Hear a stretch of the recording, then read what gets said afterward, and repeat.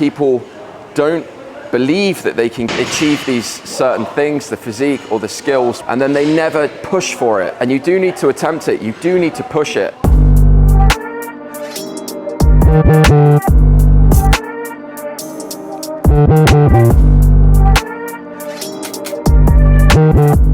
I'm Harry Baldwin. I'm a personal trainer and calisthenics athlete. I'm here to help you get stronger. Today, we're going to go through 5 things that I wish I knew when I first started calisthenics and strength training. Number 1, don't limit yourself to only bodyweight training. Yes, we might be doing calisthenics and strengthening through those movement patterns, going after those skills, but that's not necessarily the best way to get there. Sometimes you can isolate things in the gym, weaknesses, which is another point later in this video, where you can upgrade your skills. When we use resistance machines or resistance training and weights, that is increasing stability, and calisthenics is a very unstable training method. You're always up in the air or you're balancing. It requires a lot of demand from the stabilizing muscles. In the gym, that gives you a chance to build strength and muscle more effectively in certain circumstances that can then be transferred, enhance your calisthenics performance without sticking to just body weight. So don't be one of these people that's like, no, I can't do that, I only do calisthenics. Do everything, use the best tools for the job. You're trying to improve your attributes, so your strength, your flexibility, your coordination, and you can use different tools in order to get there. Number 2 is to set short-term specific goals.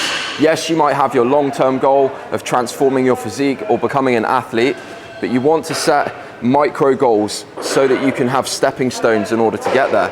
That might be getting your first tuck planche. And then really, you don't need to look beyond that for now. You want the perfect program, the perfect recipe to unlock that skill or that strength or develop your muscles in the way that you want. Set goals that are 1 to 3 months in the future. So 12 weeks is a perfect standard.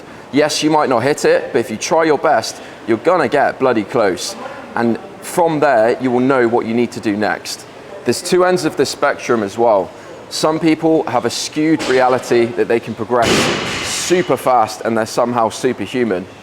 And then on the other hand, people don't believe that they can get to these places or achieve these certain things, the physique or the skills, and then they never push for it. And you do need to attempt it, you do need to push it and have those goals in place so that you can get there. Calibrating realistic, measurable goals is very important, and we have a system, SMART, that's taught on all personal training courses to set short-term SMART goals. So it needs to be specific, measurable, achievable, relevant, and time-bound. So you can get there within the time frame that's given.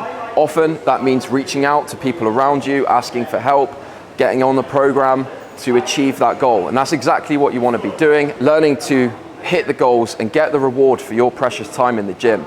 Make sure it's paying off. You have to hit those PBs. That's the main driver of progress, is seeing yourself move forward.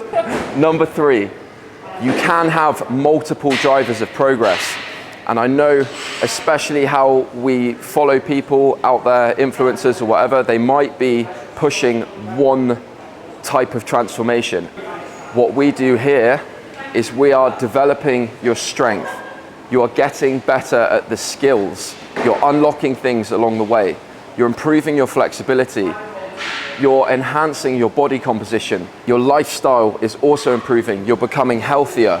So where you might not get results in one area, look at the other things. Are they moving forward? You'll get so much more reward by noticing your well-rounded improvement, and it will really benefit your performance, your physique, and life. Not to mention your training will just go through the roof. If you look at all those things and they're all improving at the same time, bang, it's game over. Number 4 is to understand strength training, progressive overload. Just adding that little bit more of resistance per week is the secret. It's not calisthenics that's the thing that's magical. Calisthenics is a strength training method. And if you learn to get stronger, you can get the most out of any type of program, any type of workout, because you can execute it better. So really understand that what you're doing is strength training. Micro progressive overload over the weeks, and then bang, go for that attempt, go for that PB, And you need to have the skill of navigating your workout or mesocycle, your 12-week training program well, so that you can effectively strength train. You do need the right progression at the right time to then develop that strength effectively. That is a little bit harder to navigate with bodyweight exercises. With resistance training, you can just put the number up one by one as the weeks go on. Still though, I've had clients that stay on the same weight. 4 weeks later, I'm saying, how much more are you lifting now? And they say, oh, I didn't know to put the weight up.